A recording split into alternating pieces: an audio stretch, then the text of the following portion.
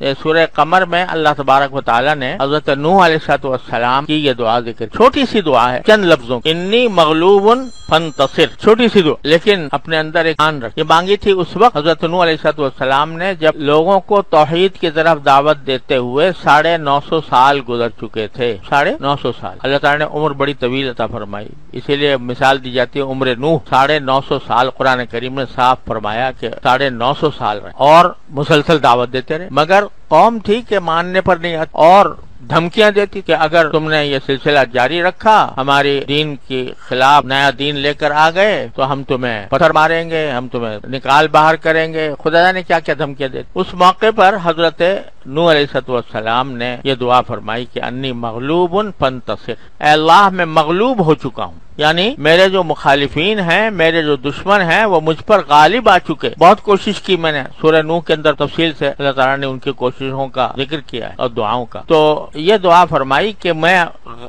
دوسرے میرے مخالف مجھ پر غالب آ چکے ہیں، فانتصر، لہذا آپ ہی میرا بدلہ لیجئے اور آپ ہی میری مدد فرمائیے۔ چنانچہ اس دعا کے نتیجے میں اللہ تبارک و تعالیٰ نے مخالفین کو طوفان بھیجا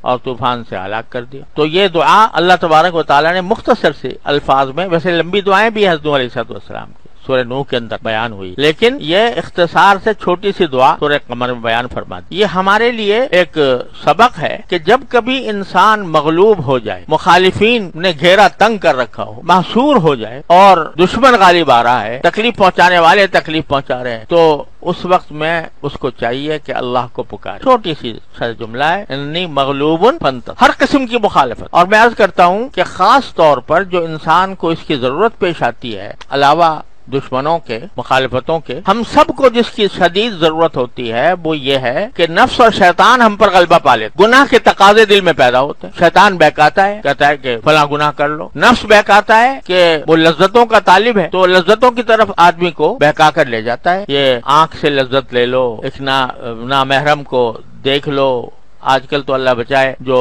اسباب جو ہے نگاہوں کے گناہوں کے اسباب اتنے پھیل گئے ہیں چاروں طرف، اور اتنے پھیل گئے ہیں کہ آدمی کو اپنا ایمان بچانا مشکل ہو گیا ہے۔ یہ جو ٹیلی فون ہاتھ میں آ گیا، اس میں اللہ بچائے ساری دنیا کی غلاظتیں جمع اور نفس کے تقاضوں کی اس میں تکمیل کا سامان ہے، اور آگ بھڑکی ہوئی ہے خواہشات نفس کی، ہر طرف آگ بھڑکی ہوئی۔ تو مانگو ربی انی مغلوب فانتصر، میں سارے دنیا کے اس موجودہ ماحول سے مغلوب ہو گیا ہوں، تو آپ ہی مدد فرمائیے اپنے فضل و کرم سے۔ تو کچھ قدم بڑھاؤ اور کچھ مانگو، قدم بڑھائے بغیر مانگنا تو ایسا ہے کہ محض ایک خواب و خیال ہے، لیکن قدم تھوڑا سا بڑھاؤ، تھوڑی سی گناہ کی برائی دل میں پیدا کرو اور صدق کے دل سے مانگو، واقعی ہے گناہ، اے اللہ میں اس گناہ کے تقاضے سے مغلوب ہو رہا ہوں، ہے بری بات، بہت بری بات ہے، یا اللہ میں نادم ہوں، اس تقاضے کی وجہ سے بھی نادم، اور اپنی طرف سے میں کوشش کرتا ہوں اور پھر آپ سے مانگتا ہوں۔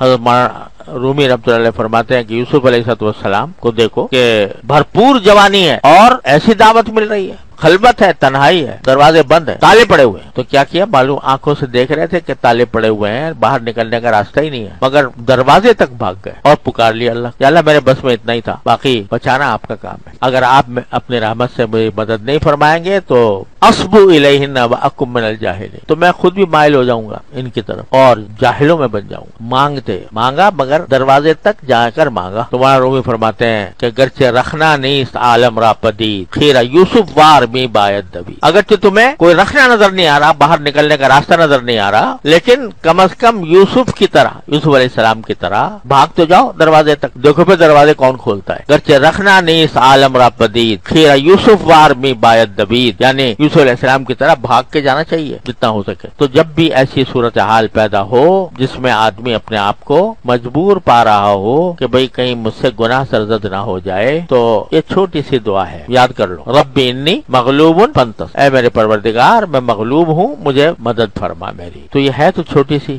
دو تین لفظ کی، لیکن میں کہا کائنات پوشیدہ ہے، اس میں کائنات پوشیدہ ہے۔ مغلوبیت چاہے جسمانی ہو، چاہے روحانی ہو، چاہے دنیاوی ہو، چاہے اخروی ہو، جیسے بھی مغلوبیت ہو، کوئی دوسرا غالب آ رہا ہے تو یہ مانگ لو اور مانگتے رہو۔ یہ نہیں کہ ایک مرتبہ مانگ کے فارغ ہو گئے، مانگتے رہو، منگتے بن جاؤ، پھر دیکھو اللہ تبارک و تعالیٰ کس طرح دروازے کھولتے ہیں، کھولیں گے اور ضرور کھولیں گے انشاءاللہ۔ اور انشاءاللہ جب پیشی ہوگی تو کم از کم تم یہ کہہ سکو گے یا اللہ میں نے آپ سے مانگا تھا، میں نے آپ سے مانگا تھا، کوشش بھی کی تھی اور مانگا بھی تھا۔ تو پھر کیا وہ کچھ دشمنی ہے تمہارے ساتھ اللہ میاں کو کہ پھر بھی تمہیں جہنم میں ڈال دیں گے؟ کوئی دشمنی ہے؟ وہ انشاءاللہ رحم فرمائیں گے۔ اللہ تعالی ہم سب کو توفیق